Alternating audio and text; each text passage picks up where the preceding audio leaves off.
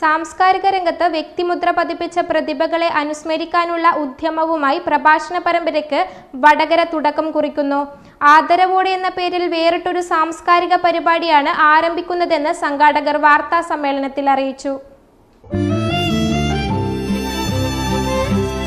എന്റെ ഇഷ്ടങ്ങൾ എന്റെ ഫാമിലിക്ക് അറിയാം. Family wedding centre. ഔപചാരികതകളില്ലാതെ നേരിട്ടുള്ള ആശയ സംവേദനത്തിലൂടെ സാംസ്കാരിക മേഖലകളിൽ വ്യക്തിമുദ്ര പതിപ്പിച്ച പ്രതിഭകളെ സ്മരിക്കാനുള്ള ഉദ്യമമായ ആദരവോടെ എന്ന പരിപാടി സംഗീത സംവിധായകൻ എം.ബി. ശ്രീനിവാസനെ അദ്ദേഹത്തിന്റെ ചരമദിനമായ മാർച്ച് 9 ഗ്രീൻ പാലസ് ഓഡിറ്റോറിയത്തിൽ വെച്ച് ആദരിക്കുമെന്ന് ഭാരവാഹികൾ വാർത്താ സമ്മേളനത്തിൽ അറിയിച്ചു. എം.ബി. ശ്രീനിവാസുമായി ഹൃദയബന്ധം പുലർത്തിയ വി.ടി. മുരളി ശ്രീനിവാസന്റെ ജീവിതത്തെയും സംഗീതത്തെയും പരിചയപ്പെടുത്തും. മാർച്ച് മാസം 9 തിങ്കളാഴ്ച വൈകുന്നേരം 5 മണിക്ക് ഗ്രീൻ പാലസ് ഓഡിറ്റോറിയത്തിൽ പുതിയ തരത്തിലുള്ള ഒരു പരിപാടി മനസ്സിൽ കണ്ടിട്ട് അതിൻ്റെ ആവിഷ്കാരമാണ്. മഹാനായ സംഗീത സംവിധായകൻ എം.ബി. ശ്രീനിവാസൻ്റെ ജന്മശതാബ്ദി വർഷമാണ്. അദ്ദേഹത്തിൻ്റെ ചരമദിനമായ മാർച്ച് 9 അദ്ദേഹത്തിൻ്റെ സംഗീത സംഭാവനകളിലേക്കും സംഗീത വഴികളിലേക്കും നമ്മെ അദ്ദേഹവുമായി ഹൃദയബന്ധം സൂക്ഷിച്ചിരുന്ന വി.ടി. മുരളി നമ്മെ കൂട്ടിക്കൊണ്ടുപോകുന്നു. ഈ പരിപാടി അനൗപചാരികമായ ഒരു സംഘമാണ് സംഘടിപ്പിക്കുന്നത്. വടകര സഹൃദയ സംഘം, തികച്ചും അനൗപചാരികമായ ഒരു സംഘം. സാധാരണ പരിപാടിയിൽ ഉള്ള രീതിയിലുള്ള സമ്പ്രദായങ്ങളല്ല ഈ പരിപാടിയുടേത്. മുരളിയാണ് നമുക്ക് ഇത് പരിചയപ്പെടുത്തുന്നത് എന്നത്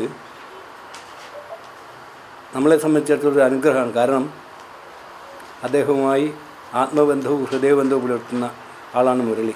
പരിചയപ്പെടുത്തുക എന്ന് പറയുമ്പോൾ അദ്ദേഹത്തിൻ്റെ സംഗീതത്തിൻ്റെ സൂക്ഷ്മാംശങ്ങളിലേക്കും ഉള്ളറുകളിലേക്കും നമ്മെ കൊണ്ടുവന്നെത്തിക്കുന്നു.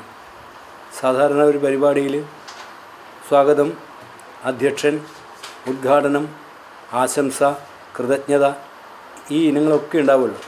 നമ്മൾ അതൊക്കെ ഒഴിവാക്കിയിട്ട് പരമാവധി സമയം പറയുന്ന ആൾക്ക് കൊടുക്കുക എന്ന രീതിയിലാണ് ഒരാൾ മാത്രം.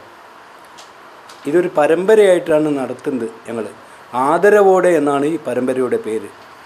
ഇതുപോലെ നമ്മൾ ആദരിക്കേണ്ട ആളുകളെ, അവശ്യം ആദരിക്കേണ്ട ആളുകളെ ആദരിക്കുക എന്നതാണ് മാത്രമാണ് ഞങ്ങളുടെ ഈ പരിപാടിയിലെ പിന്നിലുള്ള ലക്ഷ്യം. അപ്പോൾ സീരിയസ് ആയിട്ടുള്ള ഒരു സമീപനം.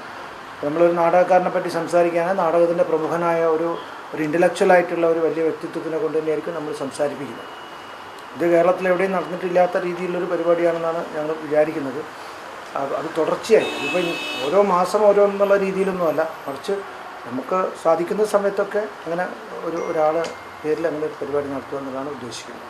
അതിൻ്റെ തുടക്കം എന്നുള്ളതിനൊക്കെയാണ് എം.ബി. ശ്രീനിവാസൻ്റെ ഈ ഡേറ്റ് വന്നത്. എം.ബി. ശ്രീനിവാസനും മലയാളത്തിലെ സംഗീത സംവിധായകരിൽ ഏറ്റവും വളരെ പ്രമുഖ സ്ഥാനത്ത് നിൽക്കുന്ന ഒരാളാണ്. പക്ഷേ നമ്മൾ ബാബുരാജിനെ പോലെയോ ദേവരാജ മാഷെ പോലെയോ ഒന്നും നമ്മൾ അദ്ദേഹത്തെ വേണ്ടത്ര ഓർക്കാറില്ല. അദ്ദേഹം മരിച്ചിട്ട് 20 വർഷം കഴിഞ്ഞ ശേഷമാണ് ഒരു ലേഖനം ആദ്യമായിട്ട് ഞാൻ തന്നെ നമ്മുടെ മലയാളം വാരികയിൽ എഴുതിയത്. ഒരു വട്ടം കൂടി എന്നാണ് അതിൻ്റെ പേരിട്ടിരുന്നത്. News bureau, media Vadakara. അല്ല, ഇന്ന് നല്ല സന്തോഷത്തിലാണല്ലോ. അതെ, സന്തോഷത്തിലാണ്.